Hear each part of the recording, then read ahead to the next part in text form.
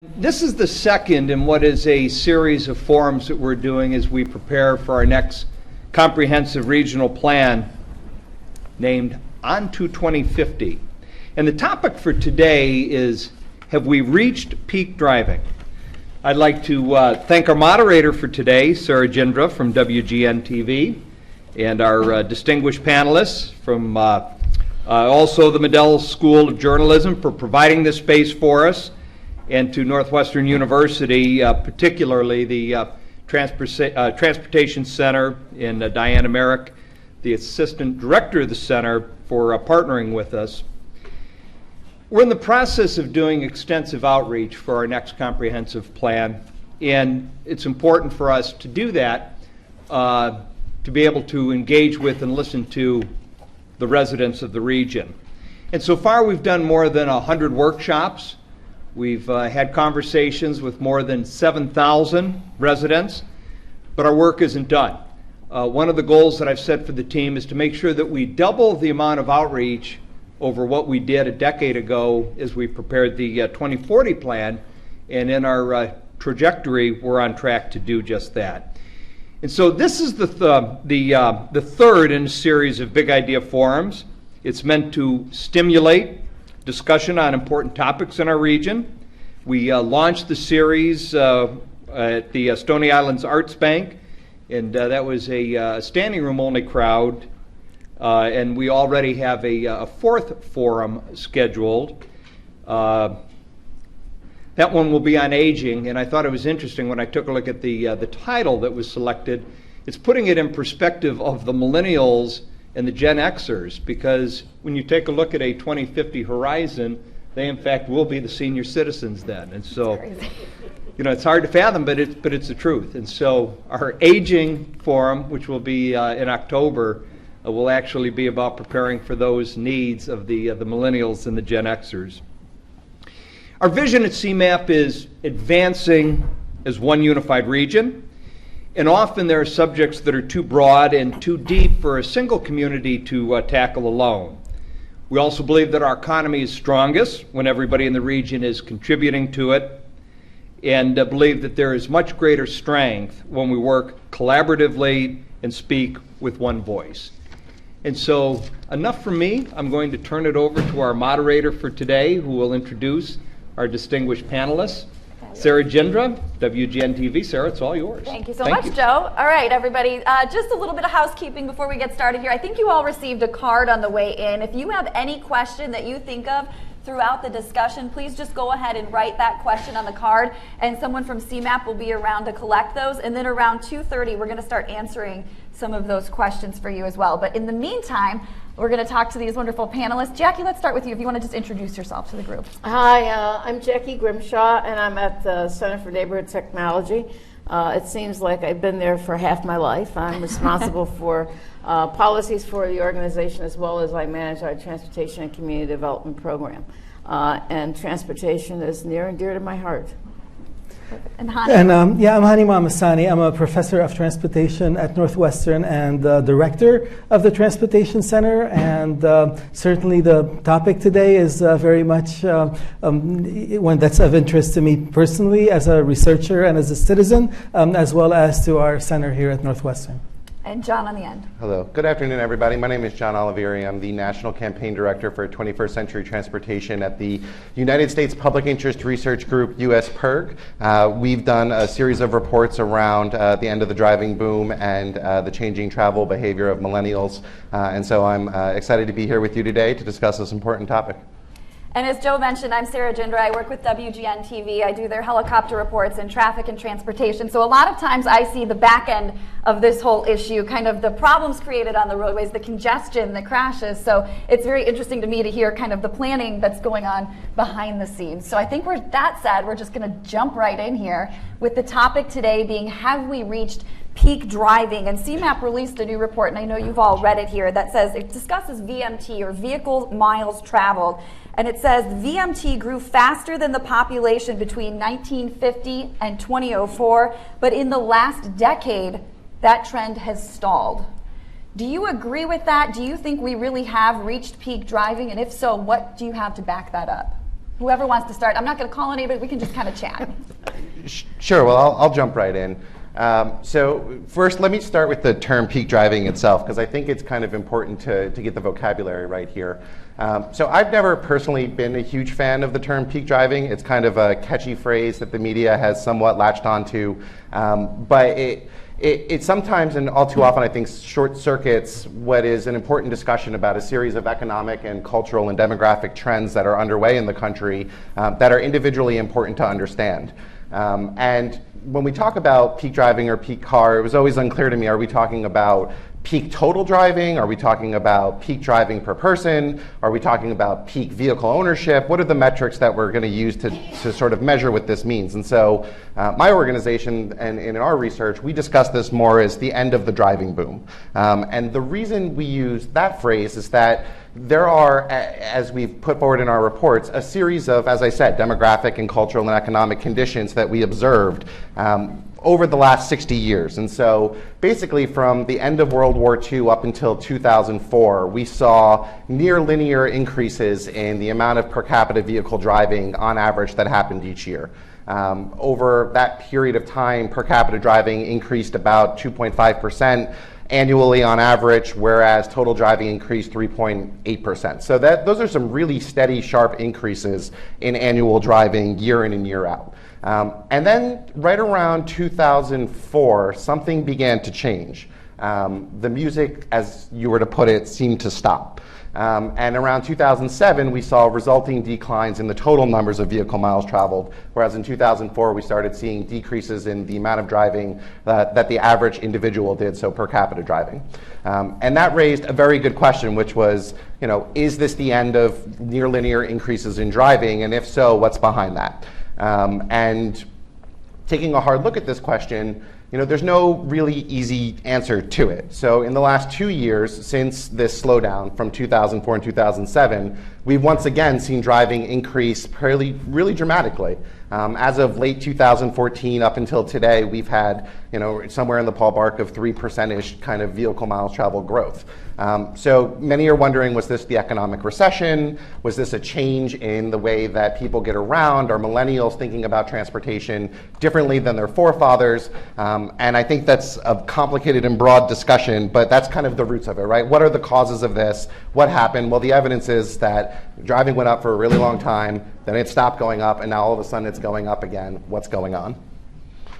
So here actually is the graph that was that our colleague was describing, and you could clearly see that at some point it appeared to have plateaued or reached a maximum, but then recently, starting this summer, it started reversing, turning back up. The total VMT, which is in blue, is greater than that previous high value, and the red line that you see here is VMT per capita, and that is still not at the previous peak, but is again the trend has turned. Now, is that a permanent reversal or not? Who knows? It's like when you're looking at stock prices, right? You see, well, is it going to go up or is it going to go down?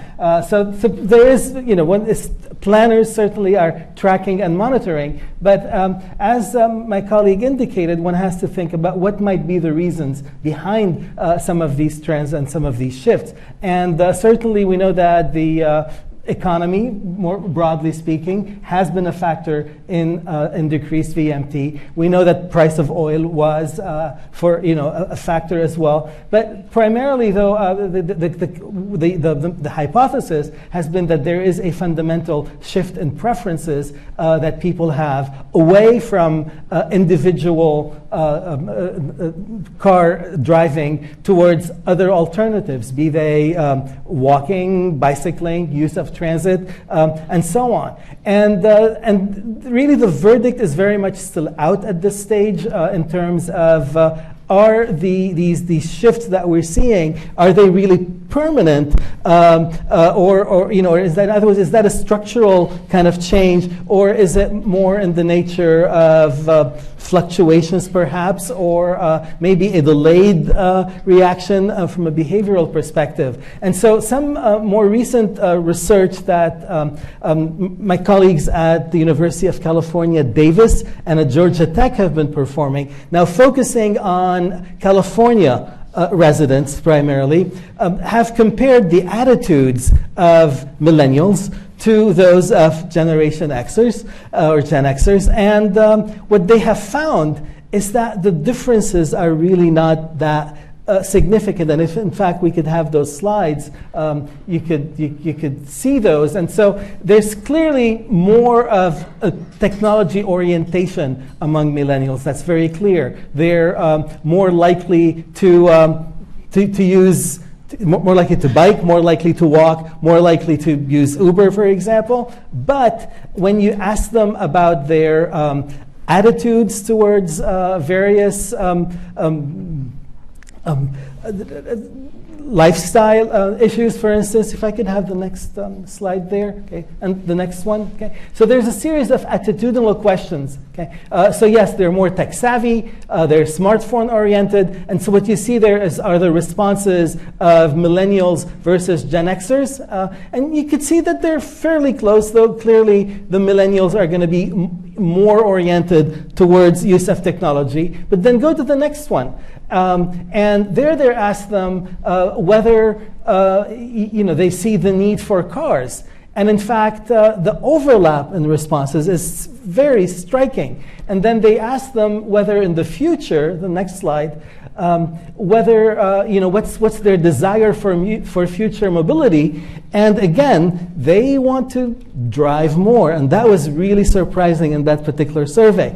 And so part of their hypothesis is that as this generation is getting older, it's really becoming a little more like the previous generation, and perhaps the previous generation is becoming a little more than the younger generation, so there is a bit of a convergence that is taking place. And so to say that this is a shift across the entire United States is probably premature.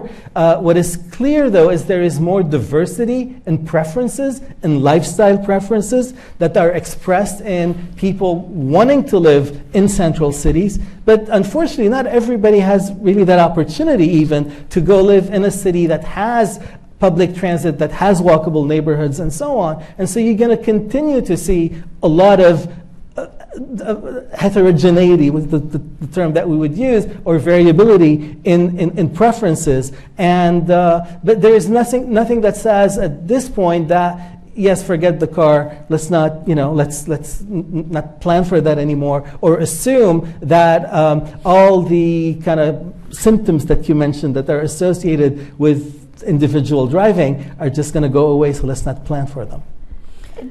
I was going to say, Jacky. There's now, I think we probably need to get to another question because they've covered a lot. But I would just say this, Hani, is that using California as an example of the country is probably not a good measure, just given the geography of California and the land uses and the mountains and all the rest of that. So California is kind of unique in and of itself. But more than that, I think that what you speak to is how land uses are, because it's the land uses that and the density and compactness of communities that really is one of the drivers of, gosh, what a pun, the drivers of whether or not people drive or need to drive or want to drive. So that's I think that speaks to what California. But I will say something about California. They have at least invested in trying to learn about the preferences of their residents and trying to plan ahead. And unfortunately, we're not seeing that across the country to the extent that California is doing it. So we have to quote their research because they're the only ones doing it. Right. Okay. So if I could just jump in here for a sec. So there is, we wrote a report about this back in 2013 called The New Direction. And one of the things we looked at very heavily in that report was, what are the reasons behind this shift? Is this just about millennials? And if so, what is it about their behavior that's different? And so I think there are kind of a couple important points to kind of draw out at this stage. One is, it's not entirely surprising that Generation X is behaving a little bit more similar to millennials than perhaps they did in the past. That's not necessarily a bad thing. As the Generation X comes into the technology era, they join us, they're on their smartphones just as much as Generation Y. And it's not entirely surprising that millennials are starting to revert to some of the patterns a little bit more like older generations have kind of before them. I think nobody really expected that millennials would maintain the level of preference towards urban mobility and one vehicle use that we've observed. As they move into their child-rearing years, they will undoubtedly move more into the suburbs and mimic a lot of the behavior that previous generations have done. The threshold question isn't whether or not that shift is going to take place, it's whether or not it's going to take place to the same degree that it has with previous generations. And so people tend to drive more throughout their life as they get older. As you get a job and you have kids and you reach prime working age, between the ages of 35 and 55, that's really the time period in life where people log the most passenger miles. And so as baby boomers move into retirement and as the next generation takes that place, that's not necessarily so surprising. What I would say, though, is there is a real danger here if we let this debate only become about what is the preference of millennials and what is the preference of Generation X. Because the driving boom, while about this, is not entirely about this. So as I said in kind of the opening introduction, there are a series of economic and cultural and demographic changes that are also underway. And it's really reliance on some of those changes that really are the backbone of a lot of the reason that we at my organization think that the driving boom is indeed over and is likely to stay over for the foreseeable future. So if I could just, we could have a discussion about what some of those are. One of those big things that we're all probably thinking is technology, your mobile phones, self-driving vehicles coming into the future. So maybe we can start touching on some of that stuff. Sure, unless anybody else wants to jump in, I'm happy to run through some of those factors. No, in terms of this first question, I'm not sure if there's, like John started off by commenting on the term peak driving, and for me it's just like peak oil. It is a way of describing something, but I'm not sure if it's definitive in terms of where we are in the future. But I agree with John that I think the driving boom, the VMT increases that we've seen in the past, that is something of the past. And I think the future will have a different kind of the distribution of how people get around and where people live and how people live. Before we get to the technology, I want to ask you as well.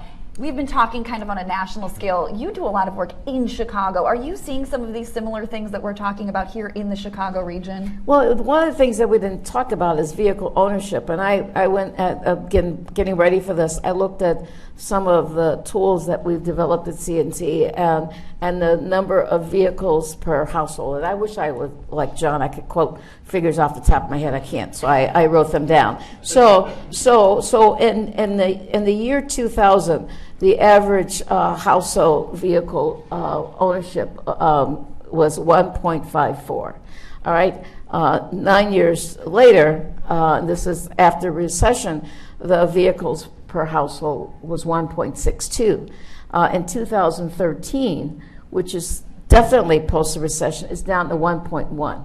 So people are getting rid of cars. And if people are getting rid of cars, then that says that the likelihood of increasing VMT is not going to be as it was in the past. The other thing that we should talk about, and that is the income distribution, because one of the things that I also saw was that lower income households usually are in this lower household per household vehicle ownership, but the fact that those cars are in use more hours and more days than higher income. So higher income families may have more cars, but they use them less. And so in terms of VMT, again, if you look and we stratify it according to income brackets, you'll see probably more VMTs with the lower income households than you do with higher income households, which is the interesting way of thinking about where do we go in the future. And unless we do something with increasing the economy and the economic well-being of low-income people, it will definitely have an impact on what we do, what we see in terms of VMT. Definitely. Thank you for that. Back to the technology thing now as well. Some of the things we're seeing out there, John, if you just want to briefly touch on how that's impacting travel in the region and nationally as well. Sure. So I'm probably less well suited to speak about Chicago and sort of the region more generally, but because I work larger on national issues. But technology is a big factor here. I mean, there's no doubt that we are undergoing a technological revolution in the way people use technology to travel. And it used to be, not just back in 2010, I think it was only 29% of people had a smartphone, and by 2012 that had actually doubled. And obviously Generation X and the millennial generation are the first to adapt that new technology. And so one of the things that you can do today, you can have your smartphone and you can have your next bus app on there, and you can have your Uber app on there, and you can have your Google Maps app on there, and there's not necessarily a reason that I can't meet all of my transit needs or my transportation needs from my smartphone. And that's a radical revolution from just a few years ago. I, as someone who lives in the Boston suburbs, about 15 miles outside the city, I don't own a vehicle. We have a one vehicle household. I'm multimodal. I take, one day it's the train, the next day it's the bus, one day it's Uber. So there's a combination of, shared use mobility and technology that are really kind of coming together to dramatically alter that landscape. And we can get around in a more convenient, more efficient way now more than ever. And so that makes it easier for people to go car free and to go car light and to want to express greater preferences to live in walkable communities where they don't have to have so much dependence on an automobile. And we've seen that shift underway in millennials. We've seen that shift now starting to catch up in Gen X. And I wouldn't be surprised if that ends up being one of the most enduring things that come out of all of this. But the technology, again, is just one component. There are so many other reasons behind this as well. Specifically about smartphones and apps right now, too. I know in Chicago we've got bus trackers, things like that. Hani, one thing that you mentioned in one of your papers recently was gamification. How could that change things coming up here? Because that's something that I had never even thought of. Okay, so my colleague Amanda Statopoulos is the expert on that topic. But one of the, planners have been interested for a long time in influencing behavior, behavior towards more sustainable modes, more sustainable practices, and so on. And one of the things that has emerged with millennials in particular and their adoption of technology is that they like to compete, for example, and you look at you look at Fitbit for instance and others. People have induced people to exercise more through tracking them, through getting points, through getting trees, etc. And all you have to do is look at the latest Pokemon Go craze, right? And so are there any here? So there's definitely an opportunity to not only personalize information, because that's the other big trend with smartphones. It's not only about disseminating or broadcasting information that everybody gets the same information. It's about targeting. It's about personalizing the information to meet your preferences and your interests and so on. And then taking that a step further, you can start providing incentives. And so a lot of the interest today is in these. How can we nudge behavior? What could be the incentive? Okay? The view had been before that, well, you charge for things, but that's not really an incentive. You're kind of penalizing the use of bad modes, so to speak. Now it's more about providing incentives, and gamification is a sort of part of the way that one could seek to achieve that. From a planning perspective, do you think then we need to be working more in conjunction with private industries to come up with these things? Or what do you see from a planning perspective? What should we be doing? Well, I wish I understood the gaming thing more. Yeah, I was just talking to my neighbor about playing bridge when I was in college. Bridge was a thing, and that was why people flunked out of school. And now I discovered as people get into these gaming things and forget to go to class. So that's a difference in the generations. Yeah.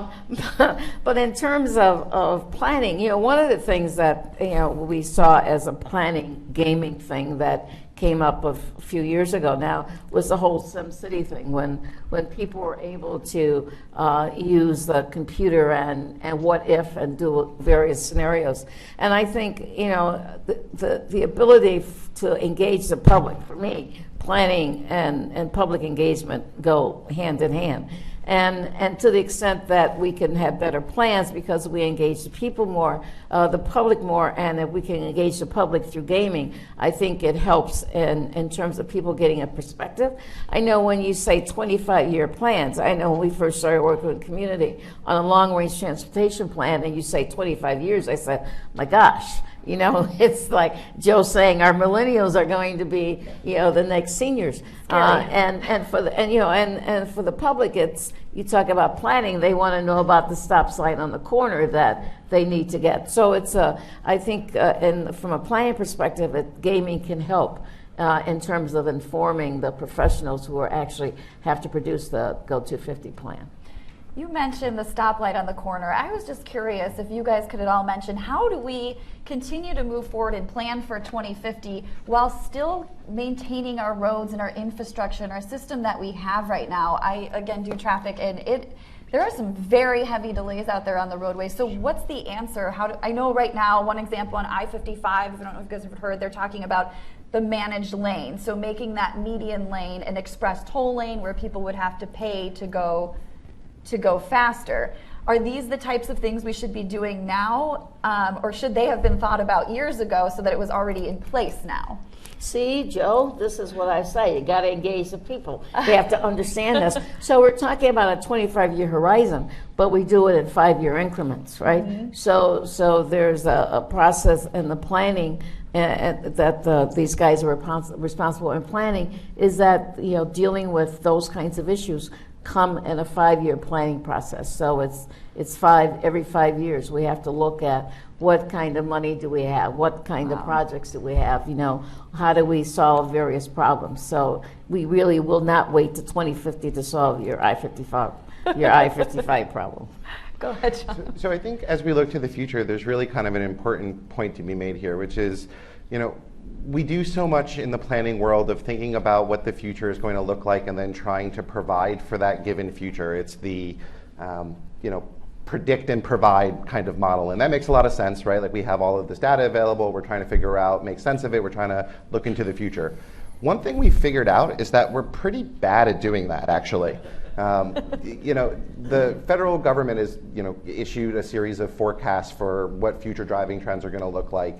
And over the last 61 years, I think they were right one time, maybe 0 times. I'd have to go back and check. And so, you know, as we sit here today with autonomous vehicles on the horizon and the future of shared use mobility unknown and the rapid development of transit, it's really hard to get to a place where we feel confident enough to make infrastructure decisions that are supposed to last 20, 30, 40, 50 years based on the assumptions that we have today, when we don't really even know what next week is going to look like, right? We have some sense about what that could be, but we don't have, you know, this perfect clarity. And so I would suggest that as we think about these problems, to engage in something different, which is called scenario analysis and envisioning, which is thinking about the world as we would like it to be, and then trying to plan for that outcome. Because to do anything else is to suggest that the policy choices that we make don't have any real implication on the lives we're going to lead, as if these things somehow happen in a vacuum. And so if we build more highways, will we see more driving? If we build more public transit, if we focus on transit-oriented development, if we do bike paths and bike shares and all of these things, will we see more mode shift to those kinds of things? I like to think that there's a certain amount of if you build it, they will come kind of part of this. And we know that from historical precedent that part of what sprawled the, pun intended, the driving boom was the cycle of we're going to spend more on highways and we're going to expand highways and that's going to lead to suburbanization, and then that suburbanization is going to increase gas tax revenues, and then those revenues are going to go back into expansion. And so it shouldn't be surprising to us that we end up in something somewhat cyclical based on the policy choices we make. And so just something to keep in mind, that as we think about the future, we can't just wipe our hands clean and say, well, let's just create a model of what we think is going to happen and expect that to be the case. I don't think that's served us especially well in the past, and I doubt that it will serve us especially well in the future.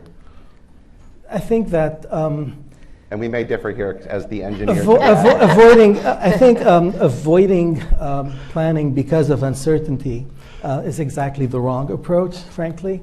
I think because of the uncertainty, you have to explore scenarios, you have to define them. But I think also planners, planners are ultimately there to serve the public. And while they may have their own preferences of what is an ideal environment or how they would like to live, imposing that on their citizens is not what planning theory tells us to do. Ultimately, it all comes down to the behavior of individuals, citizens, and to their preferences. And all you have to do is look at the present election, and it becomes very clear that there is a divergence in preferences for a variety of things, whether it's political, whether it's physical environment, whether you like to go to the beach or go to the mountain. Okay, so society consists of all of these individuals, and planners ultimately need to provide for the most livable, efficient, desirable environment, and so on. And so there are certainly tools today that are available to planning agencies, and certainly in the research community those tools are there, to examine the implications of different scenarios, the implications of different assumptions. Because we know that autonomous vehicles are going to be with us. It's no longer a matter of if, it's when. Okay? We know that connectivity is with us. We know that cities are getting smarter. We know that people are getting smarter with their smartphones and so on. And we also know that they don't all want to live in the suburb in a cookie cutter house, with 3 cars in the garage. And so so there are, there's again much more when you think of traffic. There is much more heterogeneity in the mix. There are bicycles. There are, higher forms of transit. There will be autonomous vehicles that are circulating, as there is now in Pittsburgh, for example. Okay, and so putting our head in the sand is really not the approach here. And if anything, we know that we're going to be dealing with things that have wheels, whether it's a narrow car or a large car, whether it is something that is like a bus or whatever. So infrastructure is going to be certainly needed, but it will be qualitatively different to deal with that heterogeneous mix ultimately.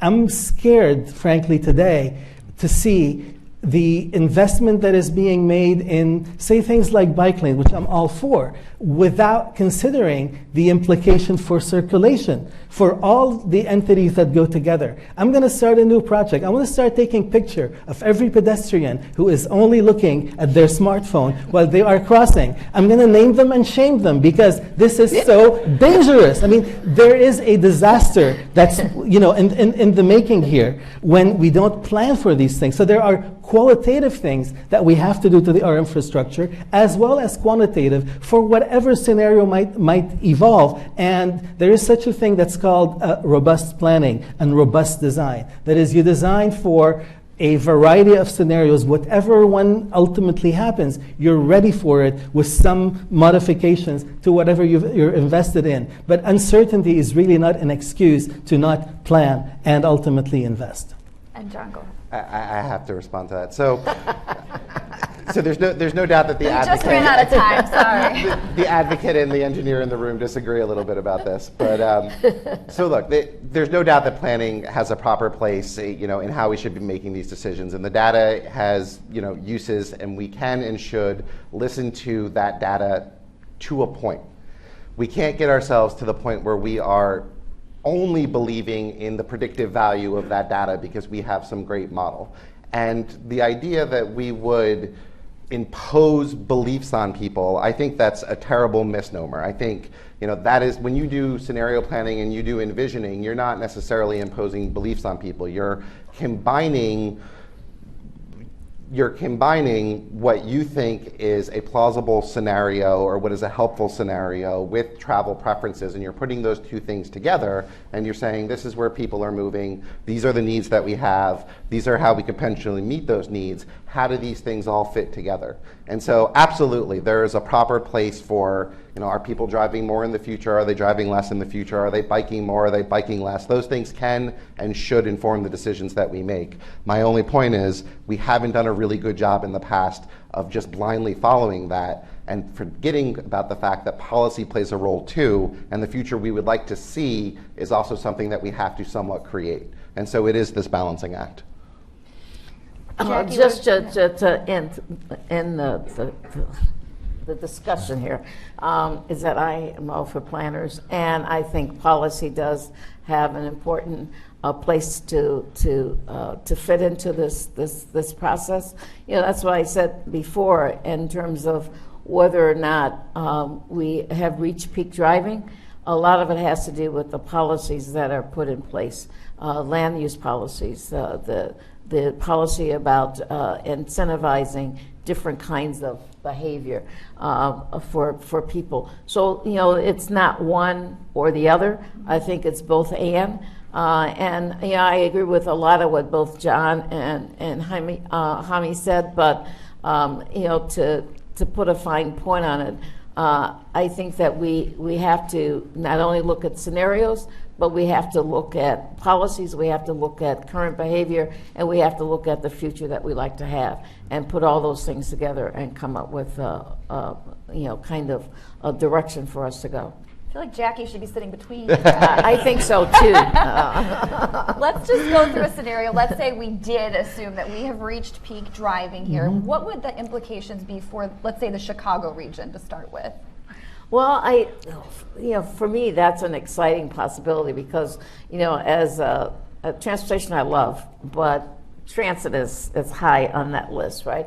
So if we have reached peak driving, that we are looking at alternative modes to the automobile, and the automobile being an alternative use of the automobile than we have now, so that we're looking at more shared use with the automobile, but we're looking at more transit. We are looking at more biking facilities, whether or not they're lanes or paths or off-street, but to make it easier for people to both recreate and commute by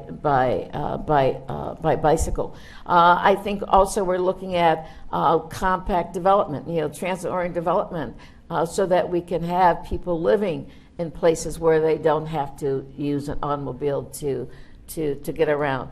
And on the other hand is that if you love the technology like I do, and hating shopping like I do, that to be able to use technology and shop and have Google deliver, or you know, my package to my front door by drones, I think is fun. You're right. I think I like that idea. So you know, looking at peak driving in the Chicago area, I think, you know, we have the infrastructure in place with our transit system. We just need to expand it. We need to take care of some of the congested places like you were talking about on I-55. So, you know, I think, you know, the future is bright for us, not to mention the environment. You know, all of this is about what are we doing to save the planet, what are we doing in destroying the planet. Reducing VMT means reduce greenhouse gas emission, which means that we have the opportunity to have a planet for the year 2050 and beyond. So, you know, so all of those things I think are interrelated, and peak driving gives us the opportunity to solve many problems that we currently have, and to have a better and brighter future. Do you see some economic groups being benefited by that more than others? If we had reached peak driving and more public transit, let's say? Oh, yeah. I mean, if you look at the travel patterns in the region, I think some of them is in here in the trends report we just got. When you look at where people are commuting to, and the areas that have the longest commute patterns, and those are usually they are pretty much the areas that have the lowest income areas have the people with the longest commute. So that if we were to have, and that's because of having to travel farther and having inefficient travel. So if you have to get on I-55 or to more than 94, you know, from the south suburbs to get to O'Hare, you know, you're spending your life in traffic, right? So more efficient transit would allow people to do that. The other thing in terms of policy is that, you know, we need to look at the segregated housing pattern that we have, which you know, the people who live in the south suburbs are living there because they can afford to live there, but their jobs are somewhere else. And so part of that is because we have these housing policies that restrict people with lower income to certain communities, and we don't have inclusive housing policies, for example, in this region. So, you know, I think peak driving, we can do a lot on the policy side as well as the planning side. Perfect. Did you guys want to step in? Yeah, I want to mention three things actually that are related to this issue.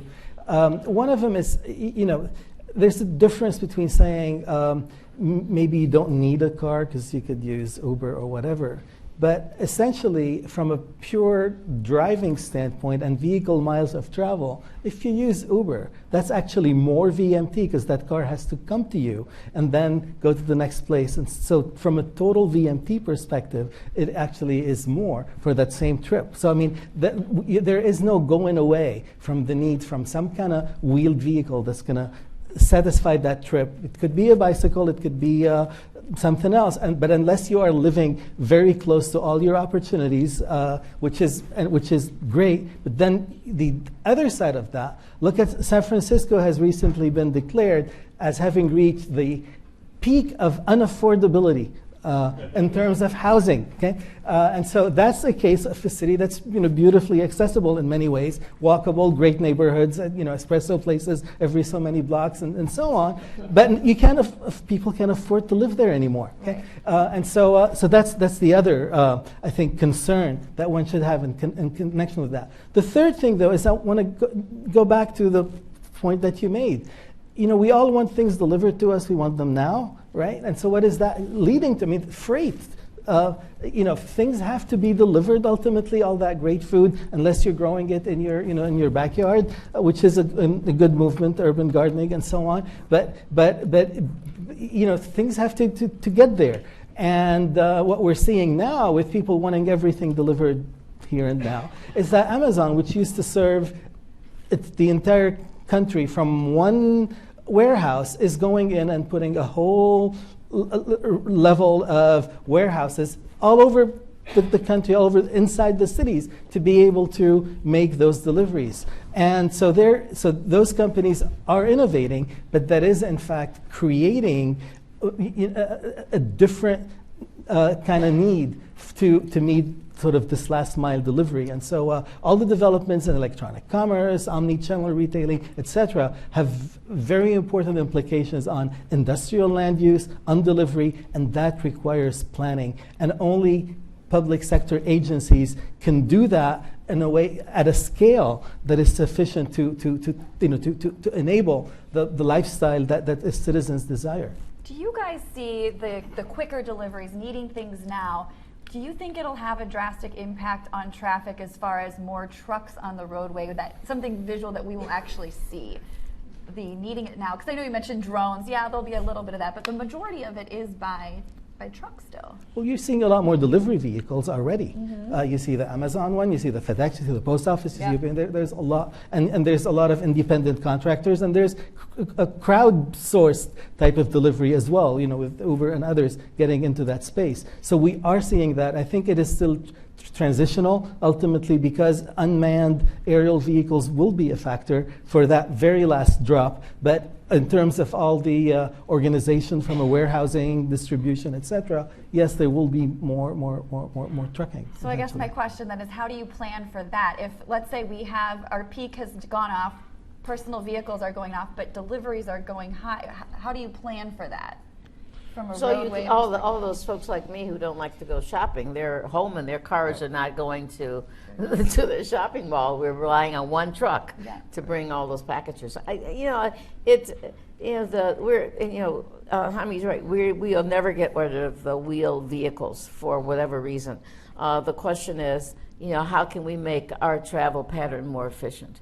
And that's for personal travel as well as for movement of goods. And I think that's the challenge of the planners, is to help us figure out how to be as efficient as we can, so that we can have the commerce, so we can have the economic activity, and that we can have quality of life, and that we don't destroy the planet by too many greenhouse gases. We'll have electric vehicles, how's that? And all of those trucks running around, right? It makes you think of, though, the world with the fully autonomous vehicles just kind of buzzing around, doing their thing. And like you said, we are not that far off. Do you see that as something, like, what year are we thinking? Well, they're already being tested fully in Pittsburgh, right? In Pittsburgh, they're already being tested. I mean, a number of major manufacturers have said about 5 years. Just this week, the Department of Transportation has rolled out its policy guidance to try to give the industry some sense of what's going to be asked of them and what should be asked of them. But make no mistake, this is a game changer, and it's a game changer in a way that we don't fully understand just yet. Autonomous vehicles on the one hand could have tremendous safety benefits. They could potentially drive faster than the average vehicle and have less crashes that would free up. You could have more cars on the road with the same amount of current capacity, so it could mitigate the need to have to expand. Right now we're on track to have over 40,000 traffic deaths this year, which is more than from gun violence or from terrorism or anything of that nature. So, I mean, this is a very pressing issue that this is a potential solution for. On the other hand, and it could have great benefits for equity as well, bringing the elderly and other populations that can't have access to a vehicle into the transportation world in a way that they haven't been for a long time. On the other hand, what does that look like? How much is it going to cost? Is it going to be an individual model of ownership? Are we all going to buy into having one very expensive autonomous vehicle that just drives around all day? What impact is that going to have on the total number of vehicle miles traveled? Simply because an individual doesn't necessarily own the car doesn't mean that the car isn't going to be doing just as much driving or more driving than it otherwise would be. Now, if it's a fully electric autonomous vehicle and it's safer and we can fit more of them on the road and it moves faster, well, then maybe we don't care so much about that. So it's a whole new horizon. And nobody's quite figured out what it's going to mean, but it's coming, and it's coming soon, and it's going to change everything. In the meantime, there are a lot of semi-autonomous vehicles on the market right now, and there's been some debate between automakers about a danger of them, because it still has the person behind the wheel could make a mistake and not jump in and maybe trusting too much. So in planning, for even the next 10 years, where these vehicles are going to be on the road more, how does that play in? I think you get a lot of publicity when one thing, when you have one case of it. The fact is that automated assist to drivers has helped save lives and continues to help save lives. The fact that you're being alerted when there's something, that your brakes are going to kick in and so on. So that overall, the benefits, I think, far outweigh the instances where you're going to have issues. And I think for every issue that has arisen, it's been a learning experience, certainly for the manufacturers to really improve the sensing and so on. And that's continuing. And I think every expert on the technology side really agrees that these capabilities are road ready and are going to continue to do that. As my colleague mentioned, the model is going to be different, and it's going to be, again, a heterogeneous type of situation. It certainly opens the door to introduce electric vehicles on a large scale, because of that, it's a great opportunity, I think, that we have from an environmental and sustainability standpoint to really sort of get rid or reduce our reliance on internal combustion engines. Okay? So that's very positive. But in terms of ownership, the initial versions are going to be fleets, Uber bringing them in, and they will be, zip cars, autonomous, that come to you instead of going to them, and shared fleets. And in fact, one of my students, Mike Highland, is developing algorithms to operate these fleets under different types of membership models. It could be on a per trip basis, it could be on several hours, on a per day, you can subscribe, etc. So there's a lot of possibilities there. But the more intriguing part is now these fleets can in fact be managed.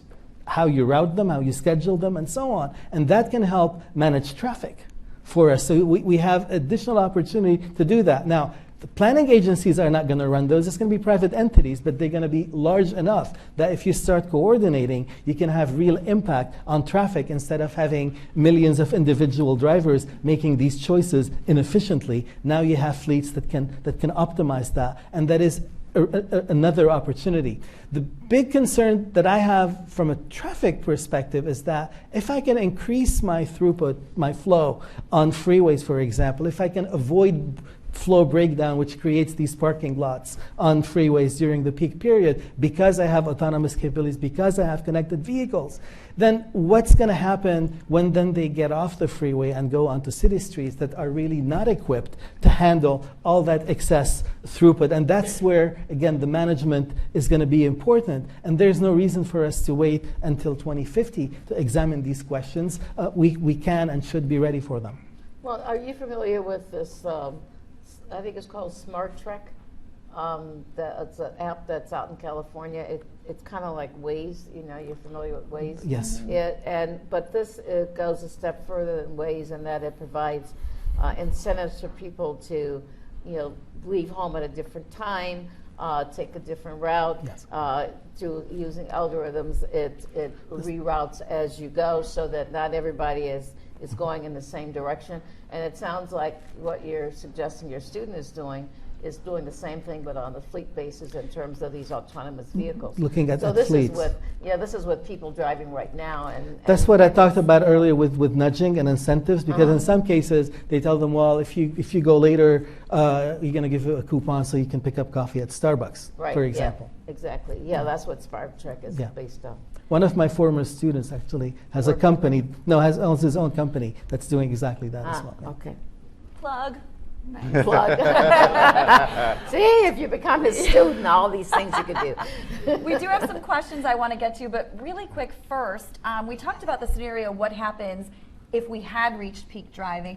What happens if we have not, and that it continues to fall up here, and that little curve that we saw continues to go up?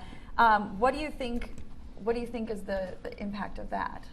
If it continues to go up. Well, if I could, this would be not a good outcome for More people, right. This would not be a good outcome, right? Increased traffic congestion, increased deaths on the roadway, increased amount of carbon pollution out into the atmosphere, providing that we don't switch to all electric vehicles. So, I think we should be thinking about what we can do to nudge, us away from that scenario to the best we can. Perfect. Okay, I do want to get to some of your questions here. The first question here, we kind of touched on this with you, Jacky, but is the peak driving phenomenon different based on income and or race? How can we include all residents in a future that includes new transportation options? Yeah, well, as I said before, looking at peak driving is that we have to look at the income disparities and the need for people to of various incomes to get around, and one of the reasons for the difference in terms of higher income and lower income is that it's again where people live and access to alternative modes of transportation. So that like people who live in Evanston going to Chicago, for the most part, they have a couple of different transportation options in terms of transit. They don't have to drive to get there. But on the other hand, if you live in the south suburbs, you don't have a choice. You have to drive. And so part of it is where people live, what their options are in terms of alternative transportation, and whether or not people can get places without having to rely on a vehicle, their personal vehicle. Yeah. Oh, so this is one way in which autonomous vehicles, like I was suggesting earlier, really might be a game changer, especially as we introduce them through shared vehicle fleets. And so, you get on your Uber app and all of a sudden, there's an autonomous vehicle, maybe it's electric in an ideal world, that shows up at your door. And now, there's some implications to that. One is you need less Uber drivers. But another implication to that is because you have less Uber drivers, you have probably cheaper fares. So now you have people who were previously unable to purchase vehicles. You have people that were unable to buy housing that was close to transit-dense areas, and now they have the opportunity to get transportation on demand at a relatively low price. And that's great. Having access to transportation is the way we get to our doctor's appointments. It's the way we get to work. It's our lifeblood. But there's also a consequence to that too, right? If we are now all of a sudden in a society where we have many more people having access to transportation that didn't before, we're now in a society that has many more vehicle miles traveled. and that has consequences to it as well, depending on how the technology is created and designed and implemented. So this isn't an easy answer. Some of these things are really promising and really terrific and could really transform our society in beneficial ways, but there are also very dramatic trade-offs that could potentially play out as well. And someone was asking about if there were any tools available for the assessment of the impact on autonomous vehicles, electric vehicles, ride sharing. Are there any tools that can gauge that right now? Gates. Be happy to take that question. Go for it. Yeah. Yes, He absolutely. has a student that's already And solved that's, it. and that's why there are centers such as ours The link is. to develop these tools, actually. And this is why we want agencies to invest in development of these tools so that they can be available to address these questions. But yes, I think existing tools can go a long way in addressing some of these questions, but there is still quite a bit of R&D that is required to be able to reflect all of the technological capabilities. And you're always going to hit the issues of how will supply reorganize itself and how will people's travel patterns change when they have these autonomous vehicles, because effectively you've given people a robotic assistant possibly that can go do the chores and so on. So those you can examine on a scenario basis. You could do surveys, you could get information about it, but ultimately you would, there is, once you have a set of assumptions and you've explored them, then the impact on the sort of congestion, for example, impact on pollution and sustainability and so on can all be evaluated. And the tools do exist, but they're, I would say they're on the research side at this point rather than being on the professional practice side. And someone asked, how does peak driving or the end of the driving boom impact these smaller rural communities in the CMAP region? I know we've talked a lot about the city, but what about some of these smaller rural communities? Oh, well, it seems like, those are the places where some of the technology like peer-to-peer car sharing would work, and like in McHenry County, they're never going to have a transit system that's looking like Chicago or Cook County, but people there still need to move around, and you also have people who are aging in place there that they need to have alternatives than driving themselves. And they don't have a density for car sharing, but they do have people with automobiles, and peer-to-peer car sharing might be one of the options for a community like that to have some mobility without having to lot of transit infrastructure.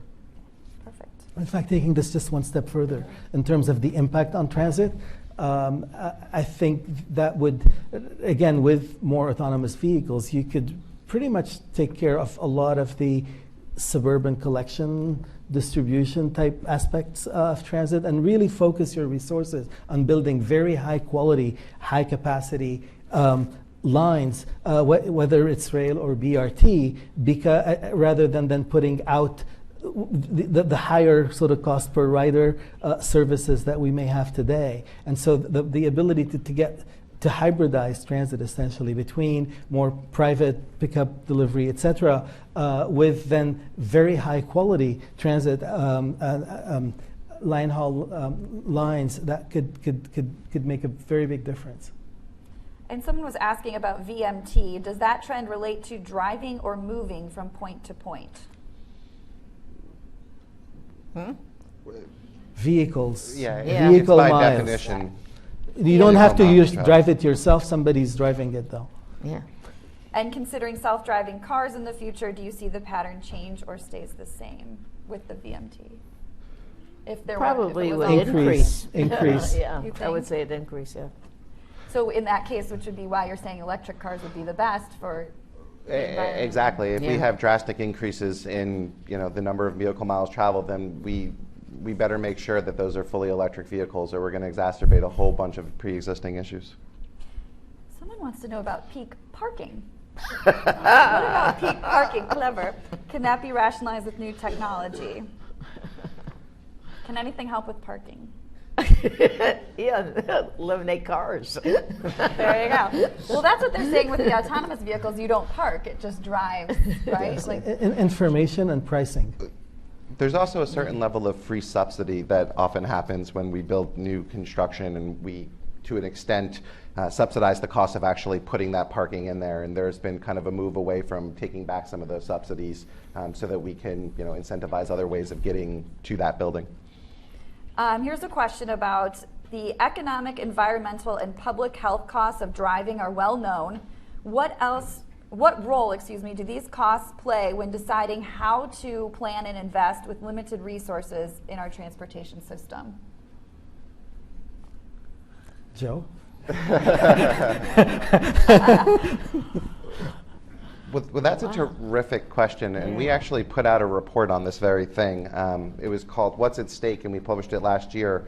And it took a look at what a 1 percentage point decrease in VMT would mean over the course of the next 15 years. If we saw a 1 percentage point, I should be very specific here, 1 percentage point decrease every year for the next 15 years. And even in a small state like Massachusetts, I'd have to go back and check the numbers, but it was somewhere in the vicinity of about $20 billion over the course of 15 years. And so one could imagine a lot of uses that you could do things you could do with $20 billion extra dollars.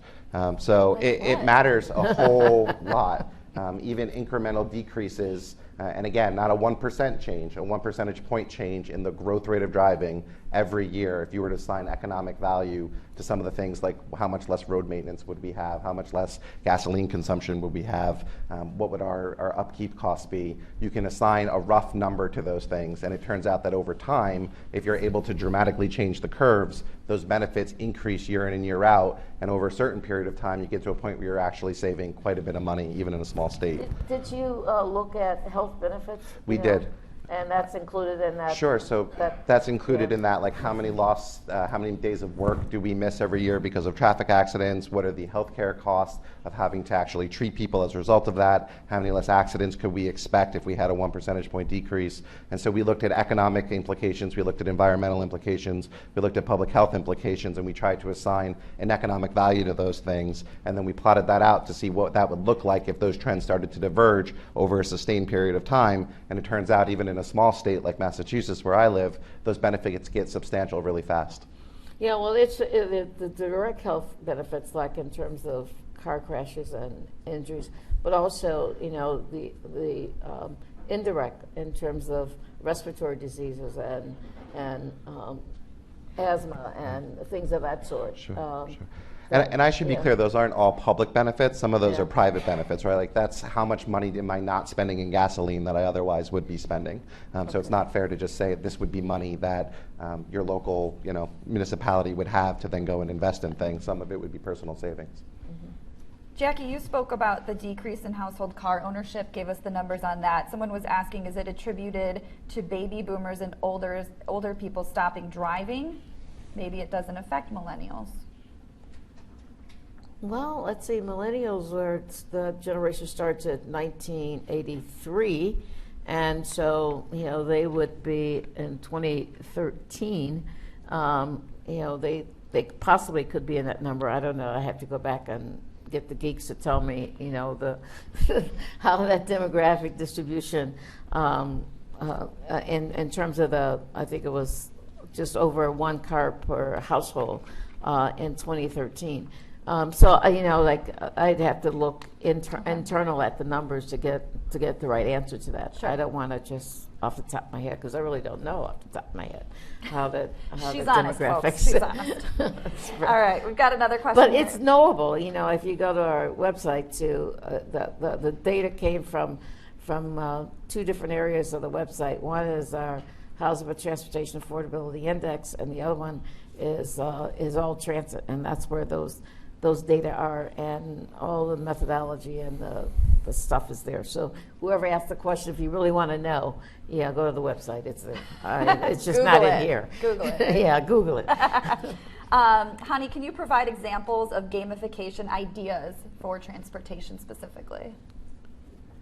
So one of the examples that they had that was done at Berkeley, for instance, was to was it called the it was modeled after Fitbit, basically, where they were okay. tracking the miles by different modes and so on, and you were getting different rewards accordingly. So a lot of it was measuring and tracking, giving you feedback, etc., and rewards. What was it called? Yes, thank you. The Smart Traveler was. Quantified Traveler, yes, thank you. So that was an experimental thing that they had tried at Berkeley. But there's other examples that have sort of more of a virtual reality kind of background to them as well. And you mentioned some of the incentives to leave earlier, et cetera. Yeah. So there's still, it's out there. We're beginning to see some example. It hasn't kind of taken off in a huge way yet, but there's certainly some research that is ongoing right now that is, that is relevant to that. But you did ask earlier about the private sector, and I think that is an important point to reflect on here, because transportation is really no longer exclusive. I mean, it's never been exclusively on the public side, but we've always envisioned agencies being responsible for the system, which is what we see there. But of course, trucking companies are private and airlines are private and so on. But today, Google is a transportation company, Apple is a transportation company. And so there has been entry of very different players into the market. And these companies have delighted their customers. I mean, they have been all about providing a superior user experience. That's what Apple, the design is important, all of that, and so on. And as these companies are entering the transportation market and they're seeing it as their next big thing, essentially, we have to be prepared to be surprised as well by some of what if you'd asked someone 10 years ago whether Google would be playing in this space, yes, they were getting into mapping, and that was maybe giving us some hint of it. But so there are some what business folks would call disruptors that are on the horizon. And what that implies for planning, and it's something that we've been trying to think about, is what is the role of planning agencies in this context? And because the other thing that's going on is smart cities, okay? Internet of Things, and so on. And in many ways, you want to enable innovation, okay? No matter where that innovation is coming from, and if it's coming from the private sector, which typically it is for different things, you want to enable it to the extent that it is adding to people's welfare, and well-being. And so that's perhaps a different mode of planning than we have been used to in the past. Something interesting that you were telling me here earlier too was that Google kind of rules the world right now with that information technology as far as mapping, and it's unclear at this point if they're going to share that with the car companies. So it may be just Google exclusive. So there is at least several other companies working on creating their own mapping systems as well to kind of compete with that.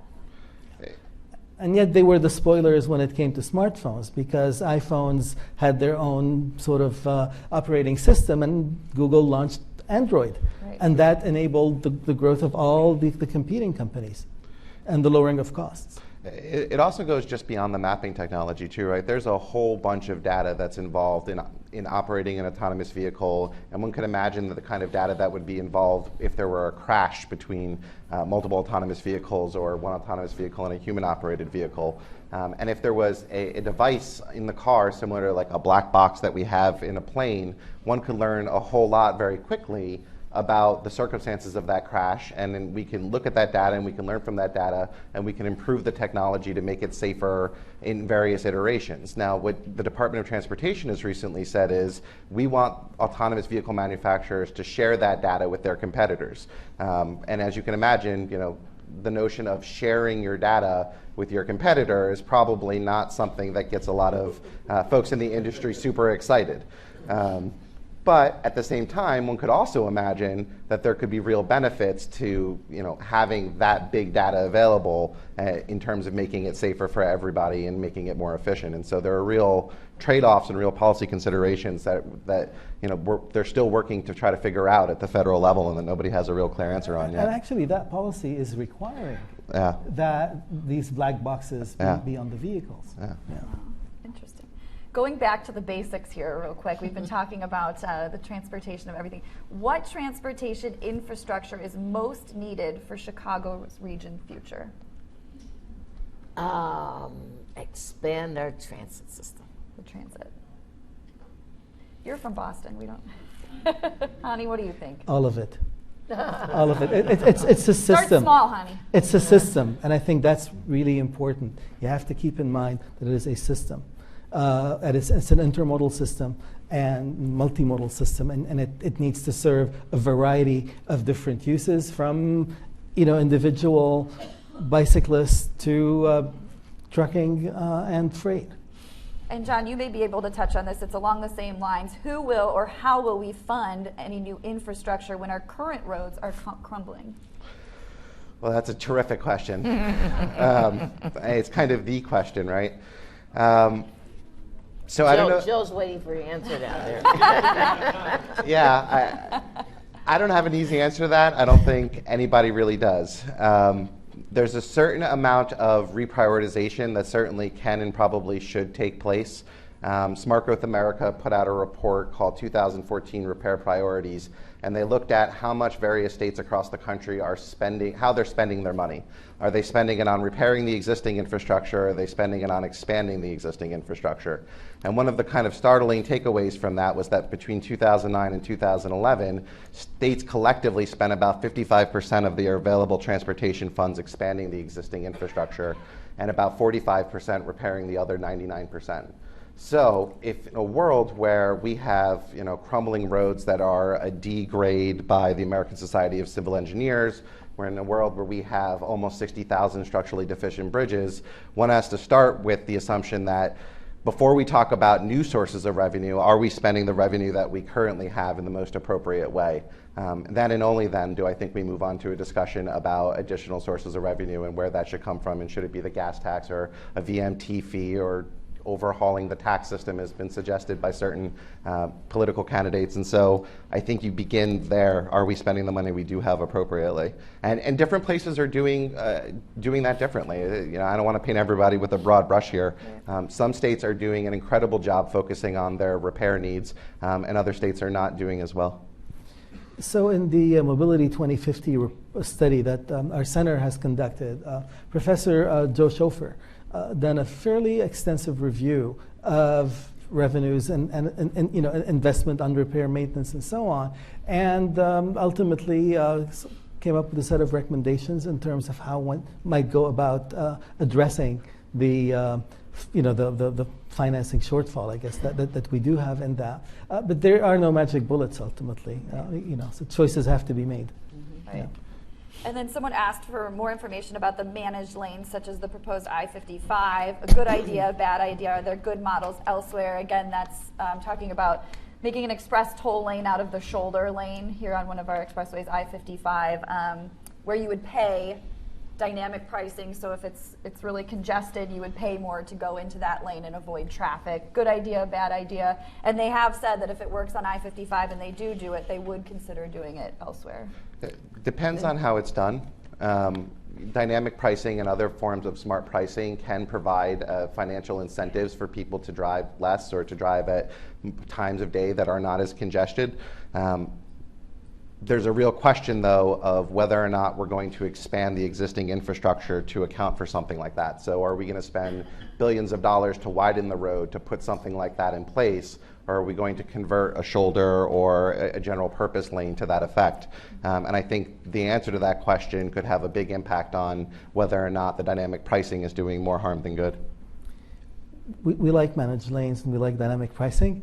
Our research has shown that it could actually be win-win for both those who use it and those who remain in the other lanes, so everybody improves ultimately. However, again, how it's done is important, but where I do see an interesting opportunity there is that the ability of reserving certain lanes for connected vehicles or autonomous vehicles is one way that you could really reach some of the higher throughput that is desired. So the combination of that could be, could be an interesting possibility that should be researched further.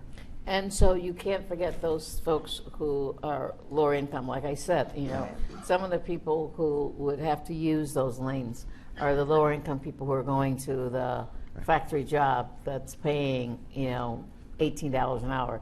And so either they get stuck in the parking lot or, they get penalized because they have to take part of their income to pay for it. So Minnesota, I know, did a lot to make sure that the lower income folks were not disadvantaged by.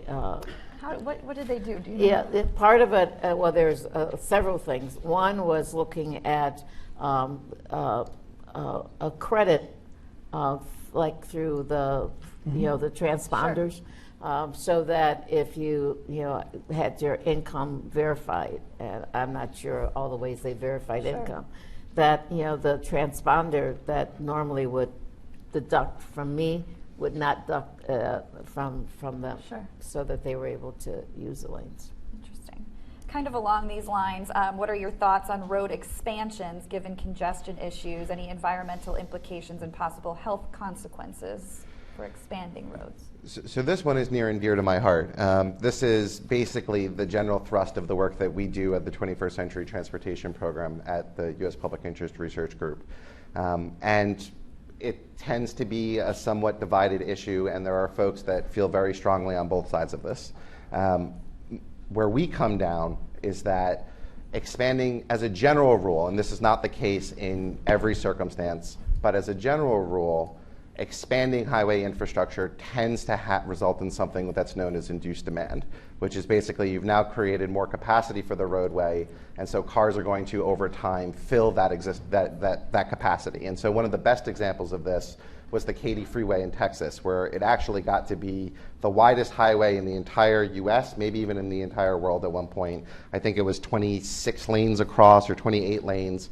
And within just a few years of it coming online, congestion increased within like 5 years, something like 30% in the morning and 50% at night. And so a lot of people will tell you that there's no easy way to build your way out of congestion. And one analogy we like to use around my office is, to try to build your way out of congestion by widening highways is a lot like trying to lose weight by getting a bigger belt. It just doesn't, you're not addressing the root cause of the issue, right? And so, there are things we can do that can help take cars off the road. And that's really the bottom line. We want to take cars off the road. So whether you take public transit or you use ride sharing or you bike or you don't, somebody will. And those are cars that aren't going to be on the road, and that means less congestion for everybody. And one of the things we saw in my town in Boston was when the T broke down about 2 years ago over one of the worst winters we'd ever seen, the most immediate effect was nobody could get to work. And the reason was because nobody could take the T, and now all of a sudden they had to drive. And what happens to a system when some huge number of the passenger trips taken all of a sudden isn't available?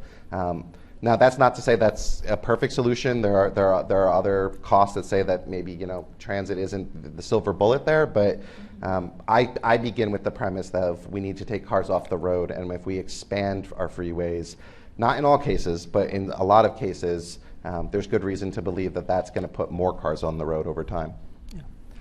Take the view that one has to be strategic about these choices. It's not so much about expanding roadways, it's about utilizing the roadways, but to think of it as a network ultimately, and identify those places in the network where the bottlenecks exist, the bottlenecks for freight delivery, the conflicts, etc., and then be strategic about those investments. And I think there's probably need for much more qualitative improvements to the infrastructure than necessarily laying more asphalt and adding lanes there. So and tying that in with intelligent management of the system. Yeah, it's about efficiency, not just building roads because we have congestion. That's probably the worst reason to build a road, is because it's congested. We're going to slide over to some public transit. Many people, here we go. Many people drive rather than take public transportation because of the lack of wayfindings and limited connections between systems. What can be done to improve wayfinding and making public transportation seamless? See now you're getting into that policy thing again. You know, and it took the General Assembly to pass a law to get Metra to provide any kind of shared fare tool with the CTA and PACE. Now, you know, it seems like on a reasoning planning, you know, point of view, it should have been a no-brainer for that to happen, but the legislation had to pass and actually sanction, you know, threaten for Metra to do that. And could they use the same instrument as CTA and PACE? No, they had to be different. And so, you know, now that we're looking at, you know, we've talked a lot about, you know, heterogeneous or multimodalism. We have now bike sharing, and we have car sharing, and we have the technology, and all of those things should be able to be for the efficient use for the passenger or for the user. All of those things should be able to be combined on one mobile app or one instrument, you know, whether or not it's a card or your smartphone or whatever. So you know, to have the connection between technology and our transportation system, I think, starts to answer that question. Would it be hard to get that connection between, say, the public entities and like the Ubers and the Lyfts? Now it's a matter of political will. It's happening. It's happening, It's yeah. happening, Yeah. yeah. Yeah. Is there an app that does that, where you can pay for? Well, there are apps in other parts of the country that's called a multimodal app. Okay. You know, I first saw this in Germany back in 1995. Yeah. Actually, no, it was, you know, it was in the Netherlands in 1995, where you had one pass that you could use for the inner city trains, that you could use for the local transit, that you could use for the taxi, you know, that you could use for the bus, that you could use for the tram, and that was 1995, and we still don't have it, you know, ubiquitous in this country. You know, And they're all at the airport terminal. yeah, exactly. you in know. Amsterdam. And you're talking Schiphol. countrywide, not just Aventra, not just, yeah. You could get on to Rotterdam and go to Amsterdam. You can ride the train to the train station in Amsterdam. If you don't have a bike, you can get a bike when you got there. Is you know. anything like that in the works, or, I mean, Well, no, for here in the US, there is I a guess? multimodal app. We just don't have it here in Chicago. But maybe we're getting there. We'll see. So some of these things could be addressed by apps, but I think more generally, though, if you look at the transit user experience, there's definitely room for improvement generally. One of the themes that we've had at our center is reinventing the user experience in transportation. So we've thought about this quite a bit, and one of our colleague, partner, some of you may know him, his name is Bruce Mao. He's a very well-known designer, visionary, and he's from Toronto originally, and at one point he was advising, I think, the Toronto Transit Authority, and he basically told the general manager, he basically told him, you have a losing business, failing business. He said, why? He said, who would want to go wait for 25 minutes or whatever, or some uncertain amount of time, sitting out there in that freezing cold? Nobody would, if they have a choice, would choose that. And that got us thinking on how could you improve the user, the user experience. And yes, an app is one way to do it. But really, the notion of creating hubs or things that you could do essentially while waiting that could give you a good environment. You could get coffee. You could, have Wi-Fi access or whatever. And it's something that could ultimately just be replicated, at different stations, and particularly if you then densify, sort of the flows on those lines, you could really improve one of the major gripes that users have, which is the uncertainty in the arrival of and the unreliability of the service at certain times of the day, particularly when the weather is bad. But of course, not in Chicago. Weather here is always great. It's fabulous. Yeah. Just kind of on that point too, I mean, looking at surveys of how people think about public transit and the ways in which they want it to be better and what get them to use it more, there's definitely a place for, better air conditioning and cleaner buses and Wi-Fi and all of that good stuff. And all of that's important. But what people tell you that they really care about is the reliability. Does it come when you're expecting it to come? Does it get you conveniently to where you want to be? Just like any other business, if it's providing a bad product, nobody's going to use it. You have to improve the core product first. And then just very quickly, going back to the broader discussion about connectivity to transit, this is a problem that planners know very well, the first mile, last mile problem. How do we get people to transit, and how do we get them from transit back to their ultimate destination? And one of the things that Uber and Lyft will be very quick to tell you if you talk to their people is that that kind of shared use mobility is helping folks to solve that problem. That in fact people aren't, those services aren't necessarily competing with transit in the way that you're going to take Uber 45 minutes across town where you could otherwise take a public transit. That would be prohibitively expensive. What you'll do instead is you'll take it the 1 mile or the mile and a half that you're going to go to the public transit station. And so they'll be very quick to talk about the benefits in that respect. But we do have a real problem, right? Most people aren't going to walk more than a mile, maybe a mile and a half from the ultimate station stop. So we need to start thinking less about A to B and more about end to end, and how do we solve that problem? But Lyft had a sort of promo called, Lyft Friend of Transit, and they kind of elaborate on all these issues. So they've really kind of viewed that as one of their certainly good public relations opportunities, but also potentially. There are some transit business lines that have actually, partnered with Lyft and Uber to provide that last mile, first mile. Pinellas County, Florida. And I think the federal government just said that you could get reimbursed. Exactly. Centennial, California. Okay. Colorado is another place that's happening. And I think at least at CTA, Dorval Carter's thinking about doing something like that here. Kind of great. Yeah. We have got time for one quick question, and you guys only have 30 seconds to answer it here. The effect, we've been talking a lot about autonomous vehicles and technology, and if we're putting all of our money and resources into this, how does that impact transportation funding? Well, transportation funding comes from a variety of sources. There's federal funds, there are state funds, there are local funds for transportation. My attitude is, when you have to deal with the public, because when you're talking about funding, you're going in people's pockets, either for higher fares or for a tax or a fee of some sort.